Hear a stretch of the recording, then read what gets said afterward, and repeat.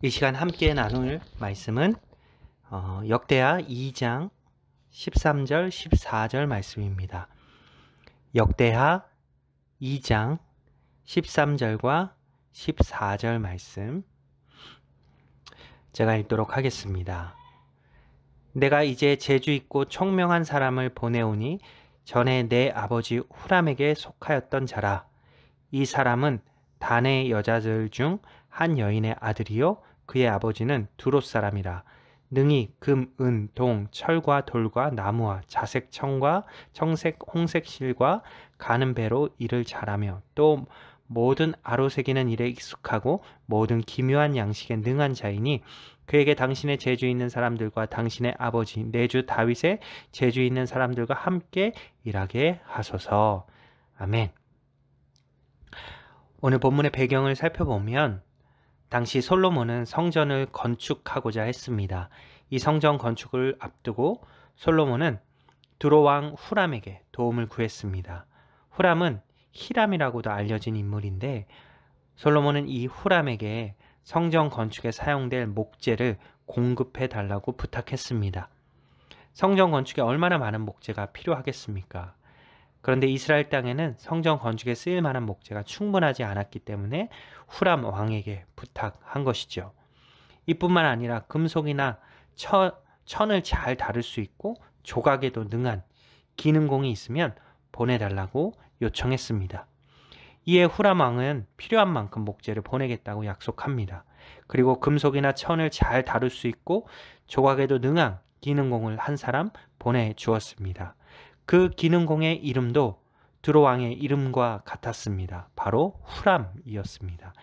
이름이 같은 게 참 신기한 일이죠.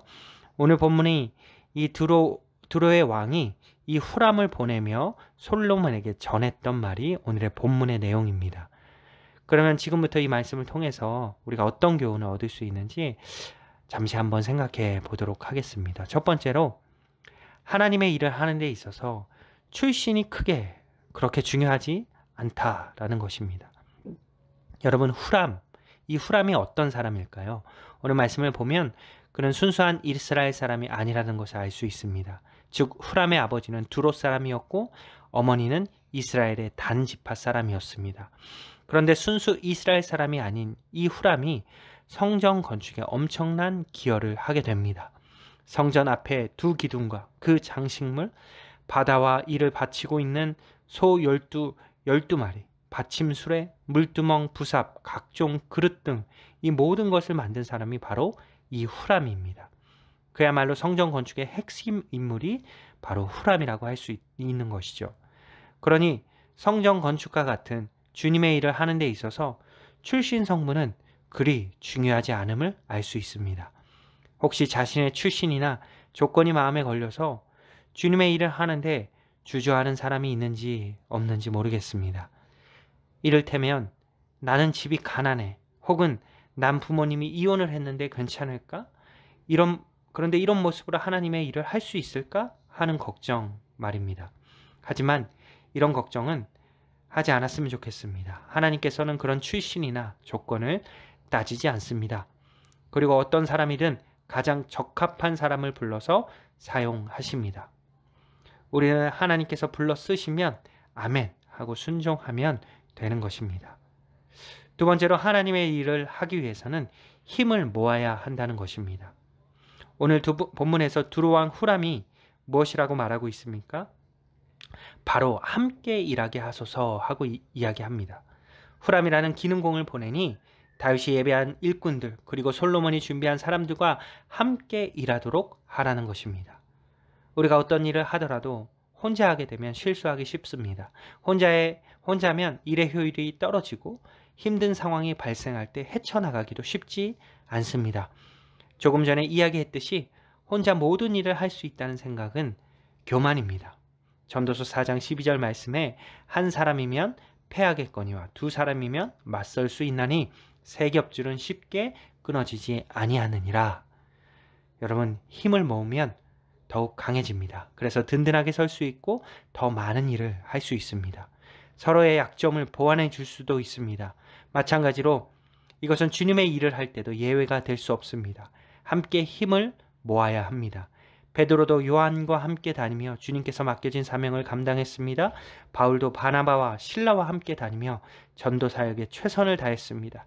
이렇게 성경의 위대한 인물들도 서로 도우며 서로의 힘을 합하여 주님의 일을 감당했습니다.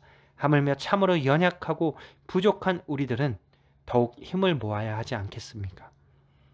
여러분, 혼자 할 수 있다는 생각은 버리시기 바랍니다.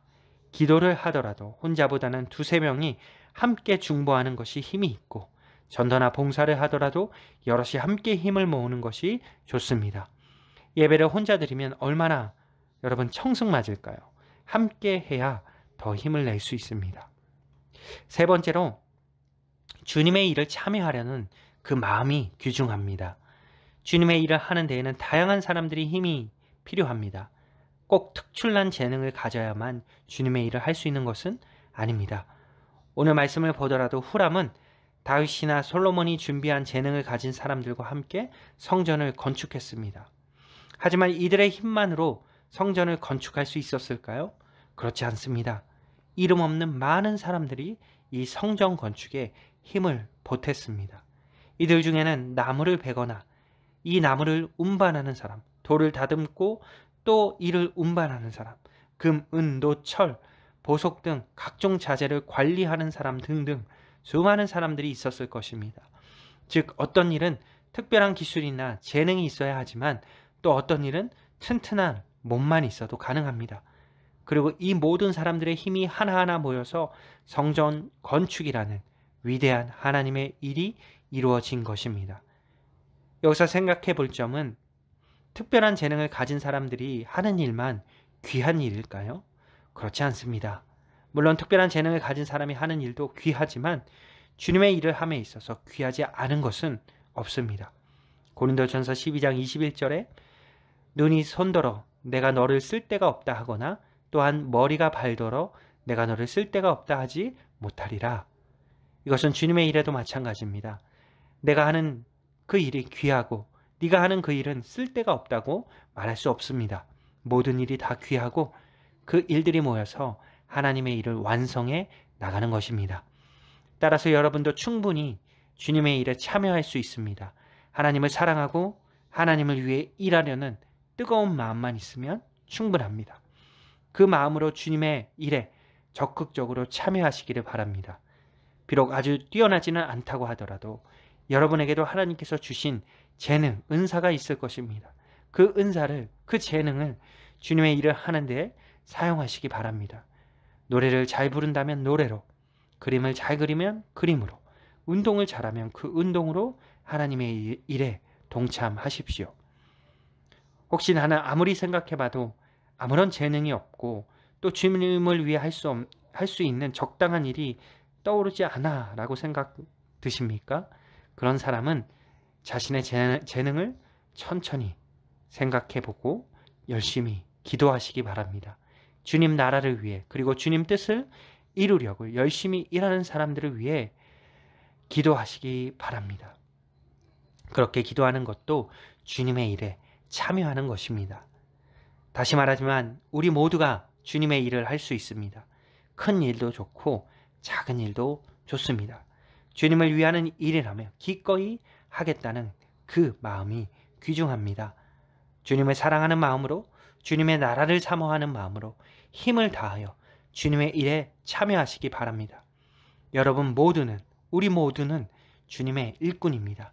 주님께서 우리를 하나님의 일꾼으로 부르십니다. 따라서 나의 조건이나 상황을 따지지 말고 함께 힘을 모아서 주님의 일을 할 수 있기를 원합니다. 또 주님의 일을 기꺼이 하겠다는 그 마음도 너무나 귀중합니다. 어떤 일도 주님을 위한 일이라면 힘을 다하여 주님을 위해 일할 수 있기를 바랍니다. 오늘 하루도 주님께서 기뻐하시고 주님께서 좋아하시는 그 일을 기쁨으로 감당하시는 여러분이 되시기를 주님의 이름으로 축복하고 소망합니다. 기도하겠습니다. 하나님 감사합니다. 오늘 성전 건축에 후람이라는 그 한 인물이 함께 참여하게 되는 그 과정을 보게 되면서 하나님의 일을 한다는 것이 얼마나 귀중하고 소중한 일이고 우리에게도 맡겨진 귀중한 사명인 것을 다시 한번 새기게 됩니다. 내가 가진 재능, 내가 가진 은사가 때로는 보잘것없어 보이기도 하고 정말 이것을 하나님이 기뻐하실까라는 생각이 들기도 하지만 하나님 일에 있어서 귀하지 않은 일은 없다는 것을 다시 한번 기억하면서 나에게 맡겨진 그 일에 충성하며 하나님을 기쁘시게 하는 그 일에 힘쓸 수 있는 오늘 하루 우리의 인생이 되어지길 간절히 소망합니다. 오늘부터 시작되는 새로운 한 주도 주님께서 지켜주셔서 무더운 더위 가운데 건강도 주님께서 지켜주시고 잘 견디게 해주시고 더 건강하게 오늘 하루 보낼 수 있기를 주님께서 인도하여 주시기를 간절히 기도합니다. 예수님의 이름으로 기도했습니다. 아멘. 이 시간 여러분 각자 기도하는 시간 갖도록 하겠습니다.